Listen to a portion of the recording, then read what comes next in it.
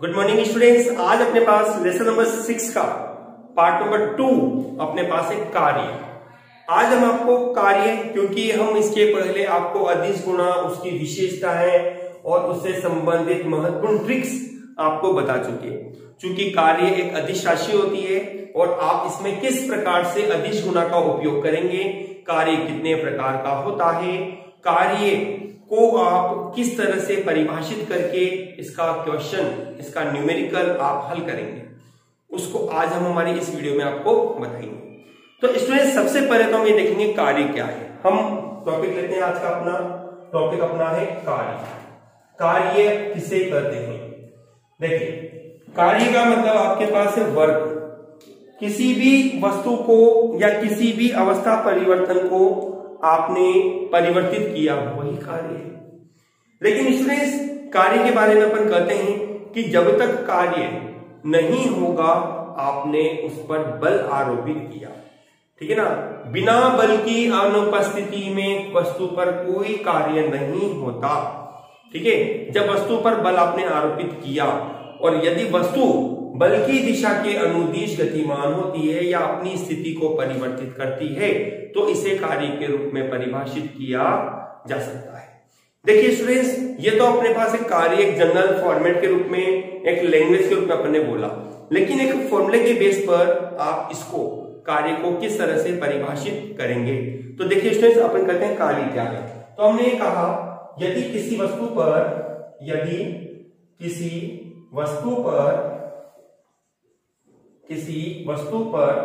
बल F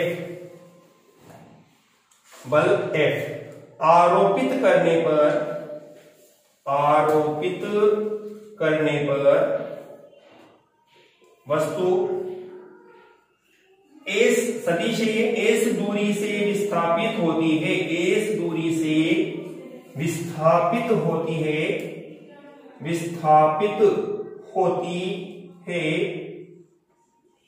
तो बल F व विस्थापन S के अदिश गुणन को वस्तु का कार्य कहते हैं, ठीक है स्टूडेंट। इस प्रकार आपके पास बनेगा W बराबर बल F सदिश डॉट S सदिश। ध्यान से लिखें, बल F एक सदिश राशि है और विस्थापन S भी एक सदिश राशि है, लेकिन दोनों के बीच में परिभाषा के अनुसार आता है आपके पास अदिश गुणन। कौन सा गुणन? अदिश गुणन, ठीक है ना। इस अदिश गुणन के होने के कारण ही कार्य आपके पास क्या बनता है? एक अदिश राशि बनती है, ठीक है। आप इसको यूं भी लिख सकते हैं, W बराबर होगा F S cos थीटा। यहां आपके पास थीटा बल F, यहां थीटा जो है बल F व विस्थापन S के मध्य बनने वाला कोण है, ठीक है स्टूडेंट्स। यहां आपने कहा कि जो थीटा है वह बल F और विस्थापन S के मध्य बनने वाला कोण थीटा कहलाता है। चलिए अब आप देखते हैं कार्य से संबंधित विशेष घटनाएं। सुनिए, मैं इसको पॉइंट के रूप में लेता हूं आपको विशेष स्थितियां। ध्यान देना, ये विशेष स्थितियां आपके पास एक डायग्राम के रूप में बताई गई है। आप इसको डायग्राम से किस तरह से याद करेंगे? देखिए, हमने इसको नंबर 1 समीकरण नाम दिया है, ठीक है ना। समीकरण 1 हमारे पास फर्स्ट केस है। हमने ये कहा यदि थीटा इक्वल टू 0 डिग्री, क्या? थीटा इक्वल टू 0 डिग्री, इसका मतलब क्या होगा कि cos 0 डिग्री बराबर होगा 1। पहले तो एक बार बताएं आप कि 0 डिग्री जो आपने आपको बोला है इसका मतलब क्या है। ये घटना मैंने आपको कुछ दिन पहले अपनी वीडियो में बताई भी थी कि जब भी दो सदिशों के मध्य 0 डिग्री का कोण बनता है तो ऐसी परिस्थिति में दोनों समान दिशा में क्रियाशील होते हैं। ठीक है, तो इस घटना के आधार पर यहां हम ये कहेंगे कि अर्थात, आप शॉर्ट में लिखें तो अर्थात यूं कहेंगे आप, बल F व विस्थापन S समान दिशा में है। अतः आपके पास बनेगा F आपके पास मैक्सिमम होगा और आपके पास आंसर आएगा, सॉरी F नहीं, कार्य W आपके पास मैक्सिमम होगा और आपके पास ये आएगा आंसर FS के रूप में। ठीक है, देखो FS अब सदिश नहीं लगेगा क्योंकि आपने कोष्ठक की वैल्यू पुट कर दी है इसमें। यहां देखते हैं आपके पास जो भी आंसर आ रहा है वह पॉजिटिव है।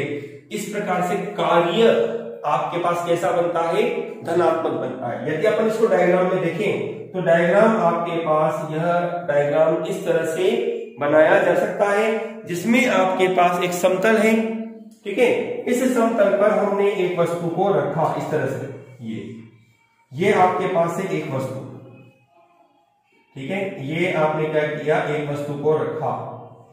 ठीक है, हमने इस पर बल F लगाया, ये बल F लगाया और ये वस्तु क्या है, विस्थापित होती है और अपनी एक नई स्थिति में यह वस्तु आ जाती है। इस प्रकार से ये वस्तु विस्थापित हुई और यह S दूरी तय करती है और कहां आ गई, एक नई स्थिति पे आ गई। ऐसी स्थिति में इस वस्तु पर किया गया कार्य W बराबर होगा FS के रूप में और ये कार्य आपके पास कैसा होगा, पॉजिटिव होगा। स्टूडेंट्स, मैं यहां आपको ये सिद्ध करके दिखाना चाहता हूं कि कार्य जो है वह धनात्मक, ऋणात्मक और शून्य हो सकता है।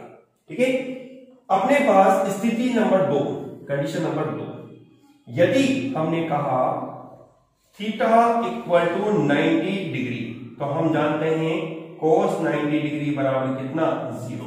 अतः आपके पास W बराबर बनेगा कितना, 0।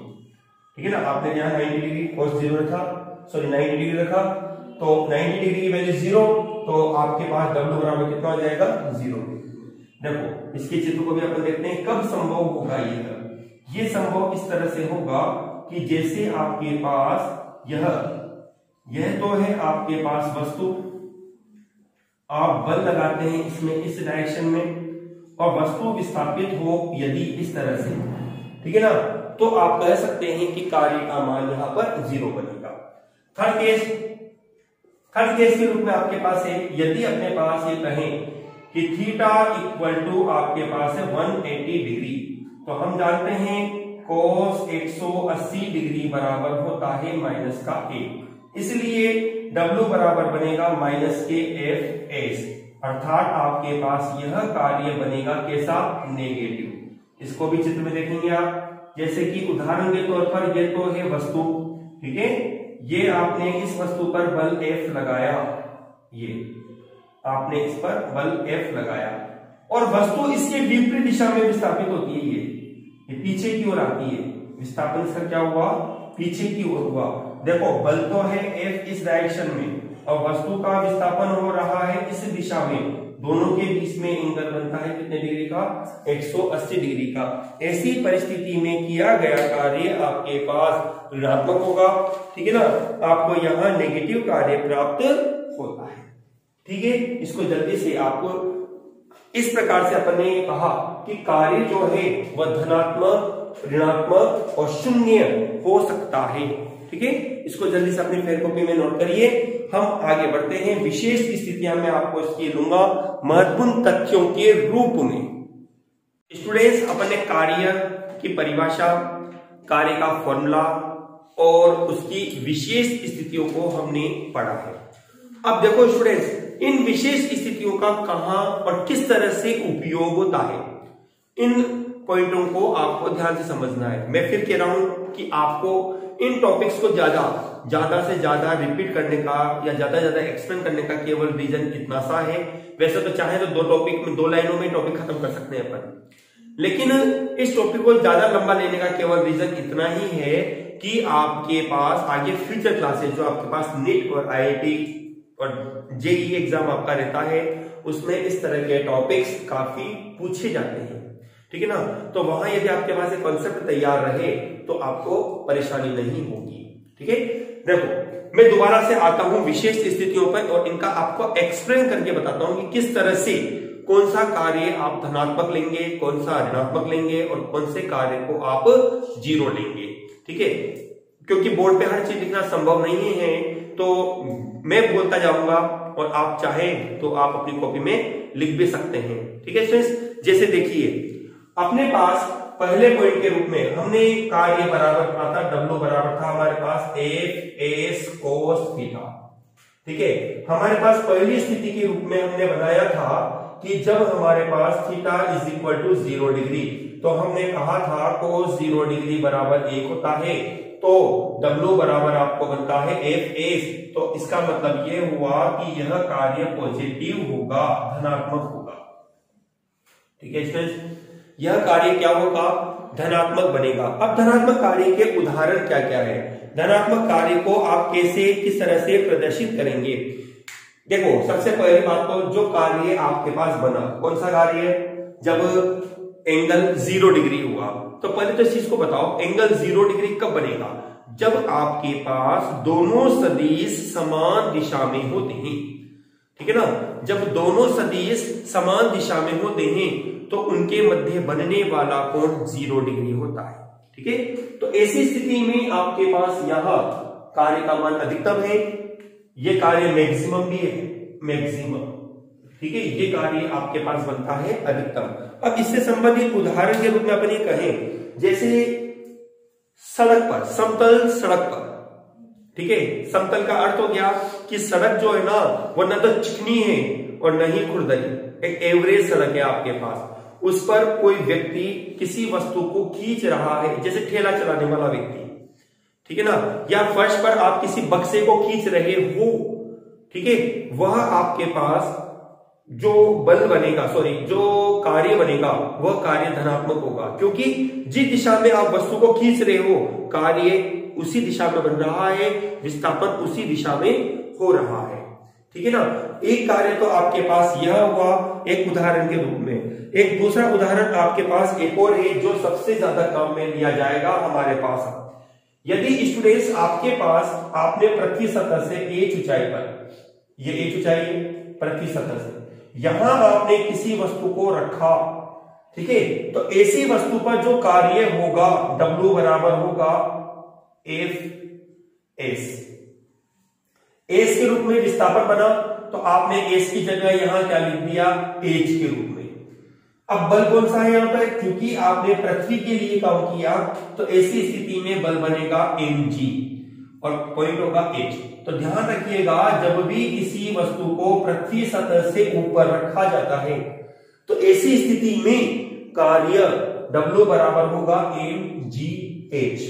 ये कार्य आपके पास धनात्मक होगा, ये कार्य आपके पास कैसा होगा, धनात्मक बनेगा, क्योंकि यहां बल और विस्थापन दोनों एक ही दिशा में है, ठीक है ना। बल और विस्थापन क्या है, दोनों एक ही दिशा में बने हुए हैं।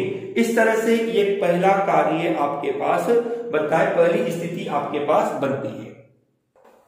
चलिए हो गया अपने पास, ये आप ध्यान रखना चाहिए क्योंकि न्यूमेरिकल में ये बहुत टिपिकल पॉइंट होता है। मतलब कई बार सवाल बोलता है ना वो कि एक वस्तु को पृथ्वी सतह से एक ऊंचाई से गिराया जाता है, बल या कार्य गणना कीजिए, तो ऐसी स्थिति में यह कार्य धनात्मक होगा। ध्यान रखो वस्तु नीचे गिर रही है, बल के अनुदिश गिर रही है, तो ये कार्य आपके पास कैसा हो गया, पॉजिटिव। अब देखिए जैसे कि नोट नंबर 2 आपके पास बन रहा है, ये आपके पास बनता है नोट नंबर 2।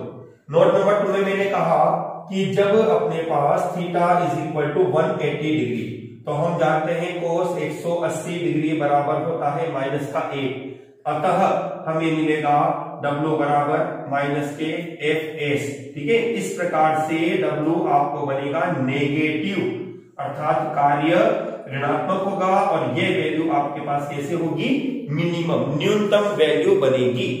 अब इसके एग्जांपल्स क्या क्या है, देखो इसके एग्जांपल्स क्या है कि किसी खुरदरी सतह पर, अभी थोड़ी देर पहले मैंने इसमें आपको कहा था कि एक समतल सड़क पर या एक समतल सतह पर आप किसी वस्तु को खींच रहे हो, ठीक है ना।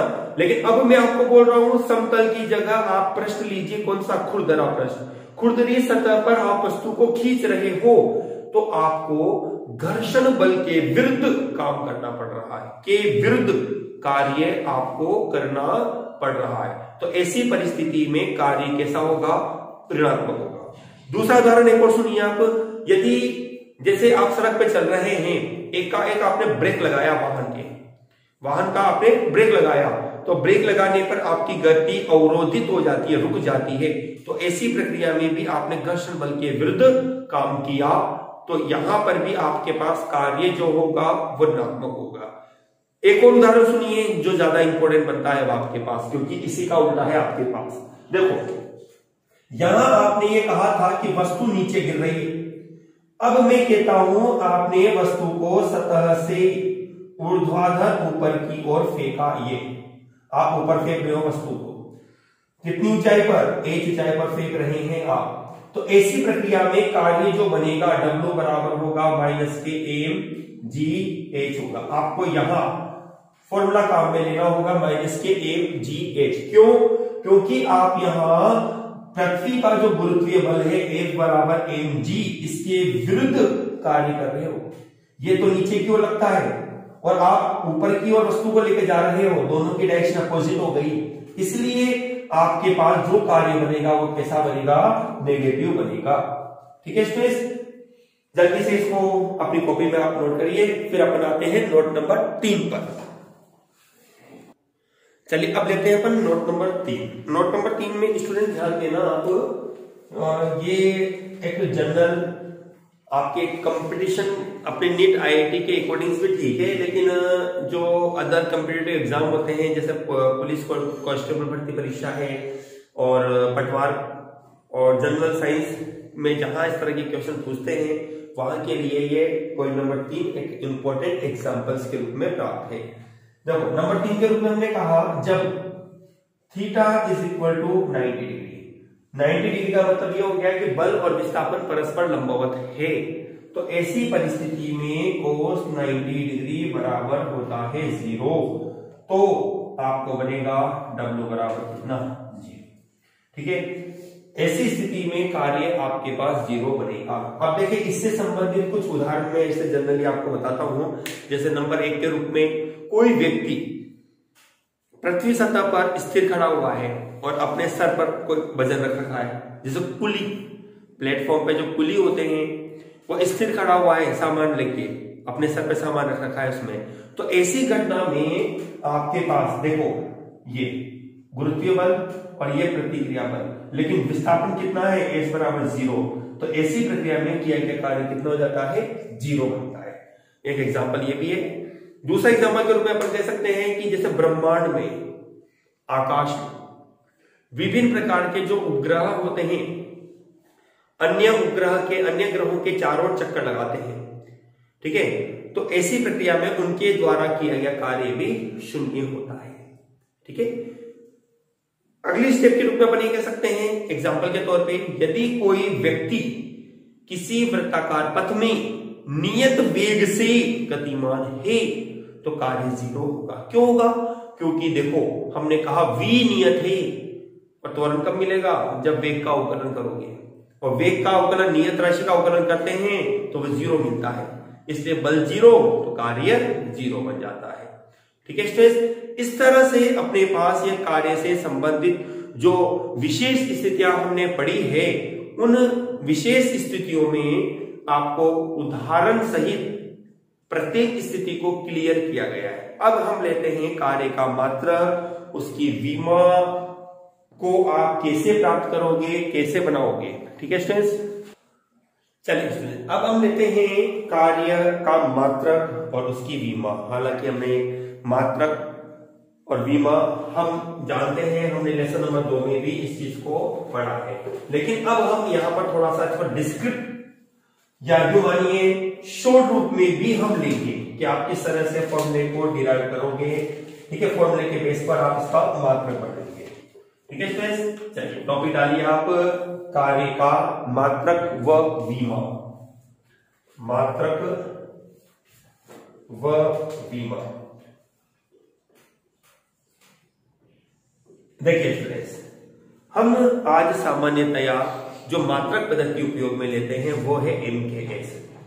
वैसे सामान्यतया जो मात्रक पद्धति होती है 3 प्रकार की अपने पास बनती है, जिनको हम FPS मतलब कि फुट पाउंड सेकंड, CGS मतलब कि सेंटीमीटर ग्राम सेकंड, और number 3 MKS metre kilogram second के रूप में। लेकिन SI पद्धति का भी यहां आजकल उपयोग किया जाता है, इंटरनेशनल सिस्टम ऑफ यूनिट। देखो सबसे पहले तो हम बनाते हैं कार्य का मात्रक। देखिए कार्य का फॉर्मूला आपने पढ़ा था, W बराबर बल इंटू विस्थापन, ठीक है ना। बल अपने पास, बल का मात्रक होता है न्यूटन, ठीक है, न्यूटन को अपने लिखा N से। विस्थापन का मात्रक होता है मीटर। मतलब आप कह सकते हैं कि कार्य का जो मात्रक है वो न्यूटन इंटू मीटर होता है, ठीक है ना। क्या होता है? न्यूटन इंटू मीटर होता है। लेकिन SI पद्धति की हम बात करते हैं। SI पद्धति में कार्य का मात्रक आपके द्वारा, कार्य का मात्रक आपके द्वारा लिया जाता है जूल। इस जूल को हम लिखते हैं जैसे, देखिए ये जनरली MKS पद्धति का ही मात्रक कहलाता है। कौन सी पद्धति का? MKS पद्धति का ही मात्रक कहलाता है। यदि स्टूडेंट्स में इसको CGS पद्धति में बदलना चाहता हूं, किसमें? CGS पद्धति में, देखो यहां आप कह सकते हो, इसका मतलब ये हुआ कि 1 जूल बराबर आपके पास बना न्यूटन, 1 न्यूटन इंटू मीटर, ठीक है ना। 1 जूल बराबर होता है 1 न्यूटन इंटू मीटर। यदि हम स्टूडेंट CGS पद्धति की बात करते हैं तो CGS पद्धति में क्या होगा? देखो न्यूटन बदल जाएगा डाइन में। हमने पढ़ा है कि बल का CGS पद्धति में मात्रक होता है डाइन। मीटर बदल जाएगा किसमें? सेंटीमीटर, ठीक है। मीटर, डाइन इंटू सेंटीमीटर, ये आपके पास कहलाता है जूल। बदलेगा किसमें? अर्ग में। CGS पद्धति में आपके पास कार्य का मात्रक अर्ग होता है। कितना होता है? अर्ग होता है। कितना होता है स्टूडेंट्स? 1 अर्ग। मतलब हम कहते हैं कि MKS पद्धति में जहां कार्य जूल में पढ़ा जाता है, वहीं CGS पद्धति में कार्य को अर्ग में पढ़ा जाता है। एक सवाल है स्टूडेंट्स, क्वेश्चन है आपके पास यहां कि 1 जूल में कितने अर्ग होते हैं? कितने अर्ग होते हैं? तो इसमें हमने लेसन नंबर 2 में सॉल्व भी किया है, तो हमने वहां सॉल्व के आधार पर डायरेक्ट हम कह सकते हैं कि 1 जूल बराबर होता है 10 की घात 7 अर्ग, ठीक है स्टूडेंट्स। 1 जूल में कितने अर्ग होते हैं? 10 की घात 7 अर्ग बनते हैं आपके पास। और इसको ये उल्टा बोलते ही कि बताइए 1 अर्ग में कितने जूल बनेंगे? तो आप इसको क्रॉस के रूप में ले जाओ। देखो इस तरह से 1 अर्ग बराबर होगा 1/10 की घात 7। आपने क्या किया? इसका क्रॉस गुणा कर दिया। कितने हो गए ये? जूल। या आप कह सकते हो 10 की घात -7 जूल, ठीक है स्टूडेंट्स। इस तरह से दोनों चीजें याद रखिए आप। दोनों चीजें कौन कौन सी? कि 1 जूल में कितने अर्ग होते हैं? 1 जूल में 10 की घात 7 अर्ग होते हैं। और 1 अर्ग में कितने जूल होते हैं? 1 अर्ग में 10 की घात -7 जूल होते हैं। देखिए स्टूडेंट्स, ये तो आपके पास थे जनरल बातें, जो मतलब अपने 11th क्लास के बेस पे आपको मैंने दोनों कंडीशन बता दी, जूल और अर्ग मात्रक होते हैं। लेकिन स्टूडेंट्स 12th क्लास के अकॉर्डिंग भी 2 मात्रक यहाँ पर उपयोग में लिए जाते हैं। जैसे यदि हम विद्युत क्षेत्र के रूप में, इलेक्ट्रिक फील्ड के रूप में, या विद्युत वाले चैप्टर से संबंधित कार्य को पढ़ते हैं, तो वो होता है हमारे पास इलेक्ट्रॉन वोल्ट में, ठीक है ना। इसमें इलेक्ट्रॉन वोल्ट में मैं इधर डालता हूं विद्युत क्षेत्र में, विद्युत से संबंधित, तो मैंने शॉर्ट में लिख दिया आपको यहाँ पे। आप यहाँ लोगे इलेक्ट्रॉन वोल्ट, ठीक है। 1 इलेक्ट्रॉन वोल्ट आपके पास होता है 1.6 इंटू 10 की घात -19 जूल के रूप में, ठीक है। और घरों में जो विद्युत धारा हमें प्राप्त होती है, ठीक है, मतलब लघु स्तर पर, ये तो है लघु स्तर पर, और ये है जो मैं बता रहा हूं वृहद स्तर पर, बड़े स्तर पर, जिसको हम मात्रक के रूप में लेते हैं किलो वाट आवर, जिसका मान अपने पास होता है 3.6 इंटू 10⁶ जूल के रूप में। ये भी आपके पास, जिसको हम सामान्यतया 1 यूनिट भी कहते हैं, या आपके 10th क्लास में भी आपने पढ़ा होगा, वहां पर आप यूनिट के रूप में इसको पढ़ते हैं कि इसका मान यूनिट के रूप में आपको प्राप्त होता है। 1 इलेक्ट्रॉन वोल्ट आपके पास, जैसा मैंने कहा, 1.6 इंटू 10⁻⁻19 जूल होता है। ठीक है, इस तरह से 2 मात्रक है जो कि कार्य के रूप में ही वैसे मेजर करते हैं अपन, लेकिन यह विद्युत से संबंधित हो जाता है। ठीक है, लेकिन अपने 11th में मैकेनिक्स के रूप में इन्हीं मात्रकों का उपयोग किया जाएगा, और जब हम 12th क्लास में होंगे तो 12th क्लास में कार्य को हम किलोवाट आवर, कार्य मतलब ऊर्जा का रूप लेता है ये वहां पे, ठीक है ना, इलेक्ट्रॉन वोल्ट के रूप में और किलोवाट आवर के रूप में, जिसको यूनिट कहते हैं, के रूप में भी पढ़ा जाता है। चलिए अब अपन बनाते हैं इसकी बीमा। अब बीमा किस तरह से बनेगी, बीमा बनाने का तरीका क्या होगा, चलिए इसकी बीमा बनाते हैं।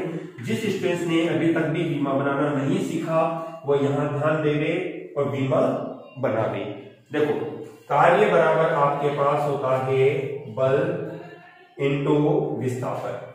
ठीक है, अपन जानते हैं कि अपने पास बल का जो फॉर्मूला बनता है वो होता है अपने पास द्रव्यमान इंटू त्वरण, और इंटू अपने पास हो जाता है विस्थापन। देखिए स्टूडेंट्स, द्रव्यमान को लिखा जाता है एम के रूप में, बीमा में m1 अपने लिख दिया, लेकिन त्वरण को आप और बदलोगे तो आपके पास बनेगा वेग बटे समय। ठीक है स्टूडेंट्स, विस्थापन दूरी के रूप में होता है, जिसको L1 के रूप में आपके द्वारा लिखा जा सकता है। ठीक है, वेग को और आप बदलोगे विस्थापन के रूप में लेगा ये, तो आपके पास बनेगा स्टूडेंट्स m1। ठीक है, ये हो जाएगा विस्थापन, क्योंकि वेग बराबर होता है विस्थापन बटे समय, तो समय नीचे और आएगा, तो आपके पास हो जाता है यहां पर समय का स्क्वायर, और जनरल आपके पास हो गया m1। ठीक है, चलिए अब इसमें वैल्यू बनाते हैं अपन। m1 ये अपने पास होती है विस्थापन L1 के रूप में, दोबारा से L1 आपके पास है बटे T2, तो आपके पास टोटल बीमा बनेगी स्टूडेंट्स की m1 L2 T-2। देखो, आप चाहो तो इस फॉर्मूले का डायरेक्ट उपयोग करके भी बीमा बना सकते हैं। देखिए कैसे, जैसे कार्य बल की बीमा आपको यदि याद है, आपने कहा m1 L1 T-2 होती है बल की बीमा। बल एक ऐसी भौतिक राशि बनती है स्टूडेंट्स, लगभग हमारे भौतिक विज्ञान में 70% जो बीमाएं हैं वो इसी फॉर्मूले के आधार पर बनाई जा सकती है, यदि आपको सारे फॉर्मूले याद हो तो। चलिए, विस्थापन के रूप में अपने पास बनता है L1, तो टोटल बीमा आपके पास क्या बनती है m1 L2 T-2। देखो, ये तो शॉर्ट मेथड है, यदि आपको बीमाएं याद है तो आप इसका उपयोग कर सकते हो, और यदि आपको बीमाएं नहीं बनानी आती है तो आप इस पॉइंट को समझते हुए बीमा बनाना आप यहां पर आसानी से सीख सकते हैं। ठीक है, इस तरह से अपना ये कार्य का टॉपिक कंप्लीट होता है। अब मैं आपको इससे संबंधित एक न्यूमेरिकल करवाता हूं ताकि ये आपको टॉपिक क्लियर हो जाए। चलिए स्टूडेंट्स, मेरे बोर्ड पे एक सवाल आपको लिखा है कि एक बल है 4ik + jk + kk न्यूटन के प्रभाव में वस्तु जो है ना वो स्थिति R1 और R2 तक गति करती है, तो आपको कार्य बताना है। जैसा कि अपन जानते हैं स्टूडेंट्स, आंसर अपने पास है कि कार्य W बराबर होता है बल इंटू विस्थापन। ठीक है ना, हमने यहाँ सदिश चिन्हों का उपयोग इस वजह से किया क्योंकि यहाँ पे इसने सदिश रूप ही आपको दे रखा है पूरा। तो सबसे पहले तो विस्थापन निकालना पड़ेगा आपको। तो हम जानते हैं विस्थापन अपने पास होता है अंतिम स्थिति माइनस प्रारंभिक स्थिति के रूप में हम लिख सकते हैं R2 सदिश माइनस के R1 सदिश। R2 आपके पास बनता है 14ik प्लस के 13jk माइनस के 9kk माइनस, अब देखो ब्रैकेट के बाद माइनस का साइन है तो मैं डायरेक्ट स्टूडेंट इसको साइन चेंज करके लिख रहा हूं 4ik, ठीक है, प्लस है तो माइनस के jk होगा आपके पास, ठीक है, प्लस है माइनस के आपके पास बनेगा kk, तो कितना होगा आपके पास 14ik माइनस के 4 मतलब कि 10ik, 13jk माइनस के 1jk तो कितना हो जाएगा प्लस के 12jk माइनस के 9 और माइनस का 1 मतलब कि माइनस के 10kk, ये आपके पास बनता है मीटर। मात्रकों का विशेष ध्यान रखिए आप, ठीक है। इसलिए आपके पास यहां पर कंडीशन बनेगी, देखो स्टूडेंट्स ये अपने पास है, थोड़ी सी मिस्टेक हो गई आप अपने से, हमने R2 तो सही रख दिया लेकिन R1 की जगह हमने बल रख दिया, ठीक है। ये थोड़ा सा इसको सही करते हैं अपन। R2 अपने पास वैल्यू ये है, ये सही लिख दी, माइनस R1 ये वैल्यू है 3ik माइनस के 2jk और प्लस के हो जाएगा 6kk। ये साइन इसलिए बदले जा रहे हैं क्योंकि ब्रैकेट के बाद माइनस का साइन था, हमने डायरेक्ट ब्रैकेट हटा दिया है, ठीक है। 14ik माइनस के 3 मतलब कि 11ik, 13jk माइनस के 2jk प्लस के 11jk, ठीक है। कैलकुलेशन चेक कर लेना, माइनस के 9 और प्लस के 6 माइनस के 3kk, ये आपके पास बनेगा किसमें, मीटर में, ठीक है। चलिए अब अपन लेते हैं कार्य, इसलिए W बराबर होगा बल इंटू विस्थापन। बल आपके पास है 4ik plus jk plus kk, ठीक है। डॉट आपके पास है 11ik प्लस के 11jk माइनस के 3kk।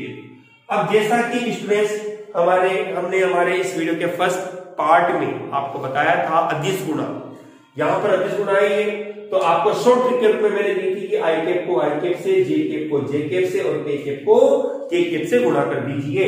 तो 11 इंटू 4 मतलब कि 44 I cap dot I cap, J cap plus K 11 J cap dot J cap, इसकी बात करते हैं तो माइनस के 3 के कैप डॉट के कैप। अब जैसा कि पता है आई कैप 1, ये भी 1 और ये भी 1, तो आपका आंसर बनेगा 44 प्लस 11 माइनस के 3। 44 और 11 आपके पास बनते हैं 55, ठीक है ना। 55 में से 3 गए तो आपके पास बनेगा 52 जूल आपका कार्य होगा, ये आपका आंसर बनता है। इस तरह से ये पहला सवाल आपका पूरा होता है। जल्दी से इसको अपनी कॉपी में नोट कीजिए या इसका स्क्रीनशॉट लीजिए। देखिए स्टूडेंट्स अगला सवाल मैंने आपको दिया है, बहुत डिफरेंट सवाल है, लॉजिकल सवाल है। ये एक वस्तु है एक्स दिशा में ध्यान दो, एक दिशा में जाती है। अब इसने बल आपको दे रखा है, लिख देते हैं बल F बराबर आपको दे रखा है कितना, आई के माइनस के 3j के प्लस के k के, ठीक है ना, न्यूटन के रूप में ही सही अपने पास। लगाने पर बल वस्तु 5 मीटर की दूरी तय करती है। अब देखो समस्या ये है, इसने तो इसको आई कैप में दे दिया लेकिन इसको नहीं दिया, क्या लोगे। तो आपको इसने हिंट दे दिया कौन सा, एक्स दिशा, तो आपको यहां एस लेना है 5 और आपको लेना एक्स दिशा का एकांक सदिश होता है आई कैप। आपके पास ये सदिश बन गया मीटर। अब कुछ नहीं रहा, अब क्या रहा आपके पास, W बराबर बल इंटू विस्थापन। बल आपके पास कितना है, आई कैप माइनस के 3j के प्लस के k के, ठीक है, कितना, और 5 आई कैप डॉट के रूप में है, जैसा आपको बताया गया है। डॉट के में आई कैप से गुणा होगा, बाकी नहीं है इसमें, 0 जाएगा। 5 आई कैप, एक आई कैप से गुणा होगा, 5 आई कैप डॉट आई कैप, ये वैल्यू 0 बन जाएगी क्योंकि इसके पास नहीं है ना। तो आपके पास इसलिए W बराबर बनेगा 5 जूल, ये आपका आंसर होगा। जल्दी से इसको लिखिए, फिर नेक्स्ट और आखिरी सवाल अपन लेते हैं। देखिए स्टूडेंट्स अब जो सवाल मैंने आपको दिया है बिल्कुल डिफरेंट है, आपको जो मैंने पार्ट 1 दिया है उससे संबंधित है, क्योंकि बीच में जो पुराना हमने पढ़ा दिया है उसका टेस्ट लेना भी जरूरी रहता है। क्वेश्चन देखो, सुनो ध्यान से, आपके पास इसका सॉल्यूशन दिया गया है। ए सदिश बराबर है आपके पास 3ik plus jk plus 2kk, व बी सदिश बराबर आपको दिया गया है 5ik प्लस 2jk माइनस के xkk, ठीक है। तो बोला गया है लंबवत है और आपको बोला गया है कि x का मान ज्ञात कीजिए, x का मान ज्ञात कीजिए। तो देखो हम जानते हैं चूंकि a सदिश डॉट b सदिश बराबर a b cos थीटा। अब cos थीटा की जगह आपको दे रखा है 90 डिग्री के रूप में, सॉरी cos 90 डिग्री, और आप जानते हैं cos 90 की वैल्यू 0, तो इसका मतलब हो गया कि a सदिश डॉट b सदिश बराबर कितना बनेगा 0। वैल्यू रखो इसमें आप, a का मान 3i plus j plus 2k dot 5i plus 2j minus के x k बराबर कितना 0। सोल्व करेंगे, तरीका आप जान चुके हो अच्छी तरह से कि i कैप को i कैप से गुणा करना है, लेकिन डॉट या अदिश गुणा में, ठीक है। 5 3 15, ठीक है, 1 इंटू 2 मतलब कि प्लस के 2। मैं अब डायरेक्ट लिख रहा हूं इसमें से ना, i के लिखने की जरूरत नहीं है, अब आप समझ चुके हो। माइनस प्लस के 2 माइनस के x, माइनस के 2x बराबर कितना 0। 15 और 2 17 बराबर कितना 2x। इसको पक्षांतर करके ले गए तो आपके पास बनेगा x बराबर 17/2, मतलब कि x का मान आएगा 8.5। ये आपका आंसर होगा। इसमें मात्रक नहीं लगेगा क्योंकि ये वैल्यू यहां रखने पर ऑटोमेटिकली अपना मात्रक का रूप ले लेगी, ठीक है स्टूडेंट्स। इस तरह से आपका यह सवाल पूरा होता है। देखो स्टूडेंट, अब नेक्स्ट सवाल जो है वो भी आपके पास हमारे पास पार्ट नंबर 1 पर ही आधारित है कि मध्य पूर्णांक को ज्ञात करना है। तो जैसा कि हम जानते हैं a सदिश डॉट b सदिश बराबर होता है mode a mode b cos theta. आपको थीटा का मान निकालना है, मतलब कि cos थीटा बराबर a सदिश डॉट b सदिश बटे मोड a और मोड b। हम इसको देते हैं नंबर 1 फॉर्मूला, ताकि हम वैल्यू निकालकर इस फॉर्मूले में मान रख देंगे और क्वेश्चन को सॉल्व करेंगे। तो इस प्रकार से अपने पास पहले तो आएगा a सदिश डॉट b सदिश। चलिए, a का मान है आपके पास i के प्लस 2j माइनस के डॉट b का मान है माइनस के i के प्लस के j माइनस के 2k। सॉल्व करते हैं इसको। i के मतलब कि माइनस का 1 प्लस के 2j प्लस के j मतलब कि प्लस के 2 माइनस k माइनस के 2k प्लस का 2 बन जाएगा। इसका आंसर बनेगा 3। ऐसे ही मोड a निकालते हैं अपन। मोड a का मतलब होता है a का परिमाण। a के परिमाण में आपके पास बनता है 1 का स्क्वायर प्लस 2 का स्क्वायर प्लस माइनस 1 का स्क्वायर। आपको बनेगा 1 प्लस 4 प्लस 1, मतलब कि आपके पास बनता है √6। इसी प्रकार से मोड b आपके पास बनेगा माइनस 1 का स्क्वायर प्लस 1 का स्क्वायर प्लस माइनस 2 का स्क्वायर। कितना बनेगा 1 plus 1 plus 4 is equal to √6। अब इनको ले लेते हैं अपन नंबर 2 समीकरण, ठीक है। तो हमने कहा इसलिए समीकरण 1 व 2 से क्या बनेगा, cos थीटा बराबर होगा, वैल्यू रखो इसमें 3 बटे √6। देखो 3 √6 मतलब कि 6 हो जाएगा, बराबर कितना 1/2 आप लिख सकते हो। अब आप ये अच्छी तरह जानते हो स्टूडेंट्स कि 1/2 मान कोस के लिए कौन से एंगल पर होता है, कोस 60 डिग्री पर। अपन ने लिख दिया यहाँ पे कोस 60 डिग्री। दोनों की तुलना कर लो तो कोस से कोस कैंसिल हो जाता है, ये समझ लीजिए। तो थीटा बराबर आपको कितना मिला 60 डिग्री। ये आपका आंसर आ गया, ठीक है स्टूडेंट्स। इस तरह से आज की अपनी इस वीडियो में हमने आपको कार्य और उससे संबंधित महत्वपूर्ण सवालों को कराया। इनको आप अपनी फेयर कॉपी में करिए, ठीक है। वीडियो को पूरा देखें और अधिक से अधिक अपने कांटेक्ट में जो भी स्टूडेंट्स हैं उनको भी शेयर कीजिए। Thank you students.